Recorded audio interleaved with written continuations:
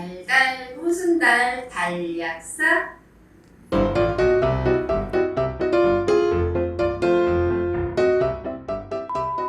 안녕하세요. 달약사 문정인입니다. 오늘은 역류성 식도염에 대한 원인과 건강적 의미에 대해서 살펴보도록 하겠습니다. 우리는 먹기 위해서 살까요? 살기 위해서 먹을까요? 좋은 사람들과 맛있고 행복한 식사는 인생의 큰 즐거움이고 삶의 위로가 되는 시간입니다. 살아가는 힘을 얻고 에너지를 내기 위해서는 질적으로 잘 먹는 것이 중요합니다. 요즘은 역류성 식도질환으로 진단받으신 분들이 10명당 1명꼴로 점점 많아지고 있는 추세입니다. 왜 그럴까요? 우리 인체는 매우 정확하고 정교하게 설계가 되어 있습니다. 각 중요한 부분에는 관략근이라는 조임새 역할을 하는 조직을 만들어서 방향성 값을 세팅을 해 놓았습니다. 구강, 식도, 위, 소장, 대장까지 통틀어서 소화기라고 부르는데요. 소화기의 방향성 값은 아래로 내려가는 일방통행입니다. 그럼 여기서 질문이 하나 들어와야겠죠. 왜 일방통행으로 만들어 놨을까? 위산의 pH는 1에서 2입니다. 한마디로 강한 염산이죠. 위장의 조직만 유일하게 염산을 견딜 수 있는 조직이고요. 식도 부분은 위장의 조직과 다르기 때문에 강산으로 버무러진 위장의 내분이 위로 역류했을 때는 조직에 손상이 일어나서 염증, 부종, 심지어는 출혈까지 일어나기도 합니다. 이런 상태를 막기 위해서 관략근이라는 밸브를 만들어 놓았는데요. 위산이나 위 내용물이 위로 넘치는 것을 막아주는 역할을 합니다. 관략근이 제대로 조임새 역할을 못한다면 식도의 끝부분, 이 부분이 타들어간다, 쓰리다, 메스껍다, 뭔가 매달린 것 같다, 심한 통증이 있을 때는 흉부자결감이나 영어로는 팝버닝이라는 표현을 쓰고요. 여기서 우리는 심각한 고민을 한번 해봐야 되는데요. 위산이 문제일까요? 역류되는 원인이 문제일까요? 지속적으로 약을 드시거나 약을 끊으시면 다시 재발하시거나 약을 드셔도 효과를 못 보셨던 분들은 위산에만 집중하는 치료를 해왔던 결과입니다. 그럼 역류의 진짜 원인이 뭔지, 결과를 치료하려면 어떻게 해야 되는지 한번 살펴볼까요? 위 식도 질환의 역류의 원인은 첫 번째로 복부의 압력 증가입니다. 간단하게 생각해 보셔도요. 위장을 풍선이라고 생각을 하시면 밑에서 빵빵하게 부풀어 오른다. 그러면은 당연히 조임새가 풀려질 수밖에 없습니다. 그 원인은 비만이나 그리고 과식이겠죠. 이런 생활 습관을 잡아줘도 효과를 많이 보실 수가 있습니다. 두 번째로는 관략근이 느슨해지는 건데요. 관략근 자체는 근육입니다. 우리가 근육이 느슨해진 원인을 생각해 보시면 첫째로 노화, 두 번째로 알코올입니다. 노화로 인해서 조직의 결합력이 약해지고 세포 외벽이라는 ECM이 무너지면 관략근은 당연히 느슨해집니다. 그래서 연세가 드신 분들 중에 속이 막 매달린 것 같다, 치가 친다, 이분들은 크게 타는 듯한 통증은 없을 수가 있어요. 그래서 이분들은 기운이 없을 수가 있고 통증보다는 완만한 불편한 증상을 호소할 때가 많습니다. 다음은 너무 쉬운 술이죠. 술은 알코올 성분 자체가 우리가 술 드시면 발음도 부정확해지고 정신도 왔다 갔다, 근육도 헐렁헐렁해진다라고 생각하시면 쉽습니다. 역류성 식도 질환을 가장 많이 일으키는 장소가 회식입니다. 술 드시고 고기 드시고 피곤하니까 집에 가서 바로 누워서 주무신다.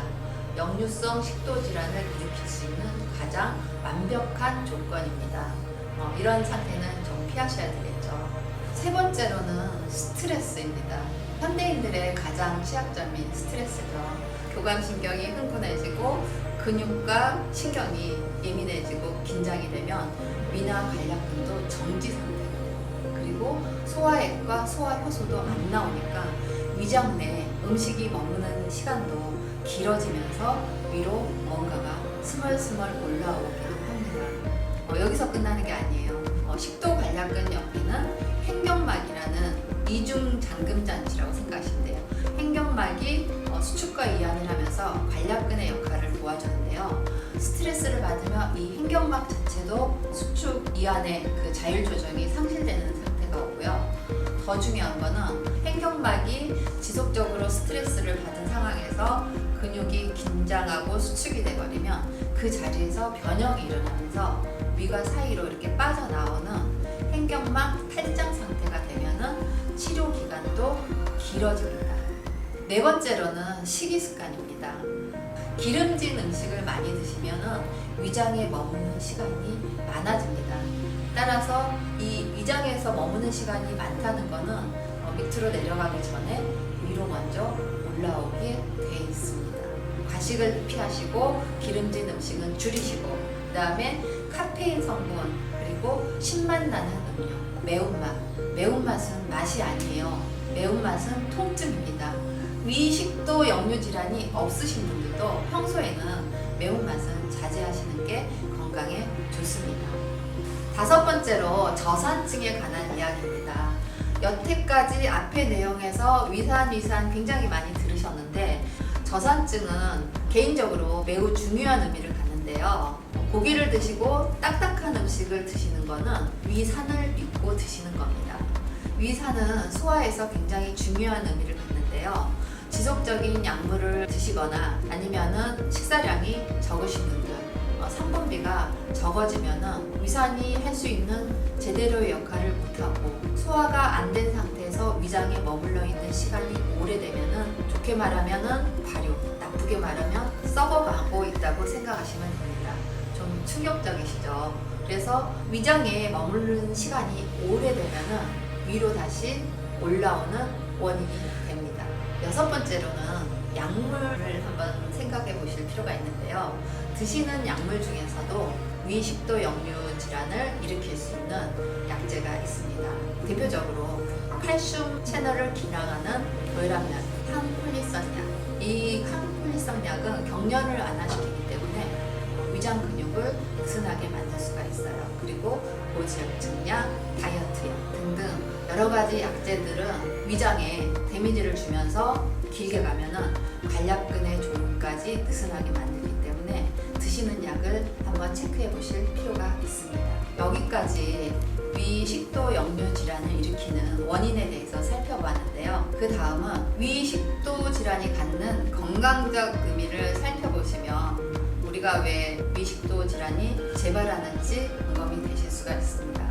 한의학에서는 위장을 토라고 그러죠. 만물의 생성 근원 원인인 토, 거기다 하나 더 붙여 그냥 토가 아니라 중앙토라는 이름으로 명명을 해놨어요. 위장을 중심으로 폐가 있고 심장이 있고 그 다음에 소장, 대장이 있습니다.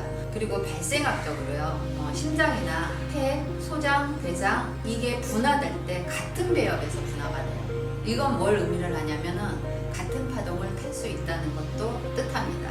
그래서 위장에서 생기는 통증이 단순히 위장의 통증만은 아닐 수도 있다는 생각도 한번 해보셔야 됩니다. 따라서 위식도에 이상 징후가 있으시고 통증이 있으신 분들은 세심한 주의와 관찰이 필요합니다.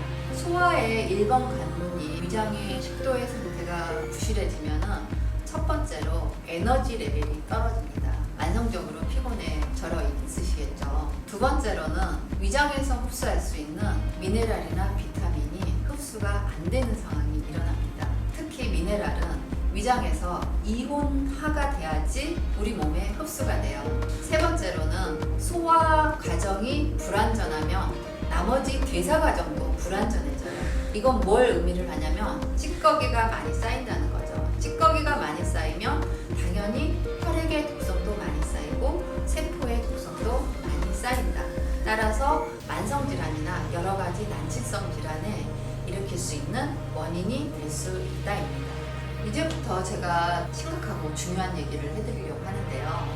현대의학적 치료 방법으로는 PPI 제제를 많이 씁니다. PPI는 상품명으로는 되게 무슨 졸로 끝나요. 근데 이 PPI 제제를 쓰는 거는 위식도 역류 질환의 문제를 위산으로 보는 거고요. 위산을 지속적으로 억제를 했을 때 나타날 수 있는 문제를 한번 점검을 해보셔야 합니다. 위산은 우리 몸에서 소화와 제균을 합니다. 소화와 소화제균에 꼭 필요한 1차적인 위산 분비를 장기간 막아버리면, 물론 쓸 때는 써야 됩니다. 통증이 심하거나 급박한 증상이 있을 때는 위산 분비 억제제를 써서 여러 가지 증상들을 잡아낼 수 있지만 4주 이상 또는 장기간의 복용은 심각하게 고려해 봐야 되는데요. 거기에 대한 설명은 이렇게 설명드릴 수가 있어요. 위산이 지속적으로 안 나와서 저산증 상태가 돼버리면 우리 음식물은 소화도 안 되고 밖에서 들어온 제균도 안 됩니다. 제균이 안 되면 우리 위장의 내용물은 2시간, 소화력이 약하신 분들은 4시간까지는 장에 도달을 해야 됩니다. 위장에서 머무는 시간이 길어지고 위장에는 밖에서 들어온 균이 소독이 안 됐기 때문에 여러 가지 대사산물, 찌꺼기도 나오고 가스도 나오는데, 이런 대사산물과 가스가 위벽을 공격하는 인자로도 작용을 하고요. 더 중요한 문제가 있어요. 위산을 위로 역류를 해도 돼 있는데 아래로 그대로 쏟으면 어떨까요? 장에도 문제가 생기겠죠. 그래서 위장의 하부에는 유문간략근이라는 근육의 감금장치를 또 하나 만들어 놨는데요. 이 유문간략근이 열어지는 조건이 있습니다. 담즙에서 담즙산이 나와야 되고요. 췌장에서 췌장액이 나와야 됩니다. 그래서 강산의 위장 내용물이 췌장액과 담즙액에 의해서 중화가 돼서 소장으로 내려가고, 그 다음에 대장에 도착을 해서 필요한 물질은 혈액으로 흡수가 되고 나머지 나갈 것은 나가야 되는데, 위산이 적다는 거는 췌장액과 담즙액도 잘 분비가 안 된다는 의미도 똑같고요. 더 중요한 의미는 내려오면서 발생하는 미진한 소화 상태로 생기는 가스가 담간으로 올라가면은 담즙이 나오다 막혀서 굳으면 담석의 원인이 되고요. 이 가스가 췌장 쪽으로 흘러 들어가면 췌장염이나 당뇨병의 원인이 됩니다. 이렇듯 그 저산증을 지속적으로 일으키거나 방치할 때는 앞에서 말한 문제 외에 또 장에서도 문제가 되죠. 소화가 덜 된 찌꺼기, 균이 있는 위장의 내용물이 넘어오면은 우리 장 점막은 담요처럼 생겼어요. 이 사이에 그 물질이 껴서 부패가 돼버리면 장에 조직이 벌어지면서 장누수 증후군이 생기고요. 오염된 혈액이 다시 혈액 속으로 흡수가 됐을 때는 자가 면역의 원인이 됩니다. 이렇듯 우리가 앞에서 이제 원인과 건강적 의미를 살펴봤는데요. 위식도 역류 질환은 현대인들의 생활 습관병이라고 말씀드렸습니다. 습관은 작은 행동들이 오랫동안 굳어진 상태를 말합니다. 누가 습관의 행동을 해왔을까요? 바로 내가 해왔겠죠. 습관의 교정은 어떤 처방약이나 보충제보다 훌륭한 치료제가 될 수 있습니다. 늦었다고 생각하는 때는 없습니다. 지금 이 순간이 가장 빠를 때입니다. 건강을 위한 습관 교정, 지금 실천하실 때입니다.